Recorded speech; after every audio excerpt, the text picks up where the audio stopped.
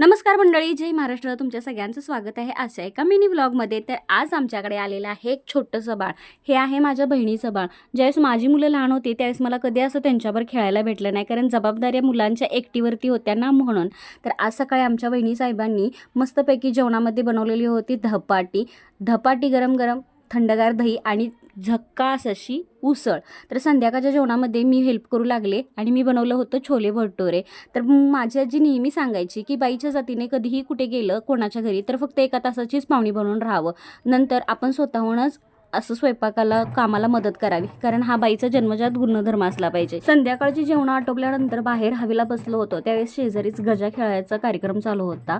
तर खरं तर असं वाटतं ही शेवटची तीच पिढी असावी जी आपली संस्कृती टिकवून आहे आणि आपली संस्कृती जतन करत आहे. आणि ह्या लोकांचं खरंच खूप कौतुक वाटतं की ते एवढे वय झालेलं असताना सुद्धा गजा खूप छान पद्धतीने खेळत होते.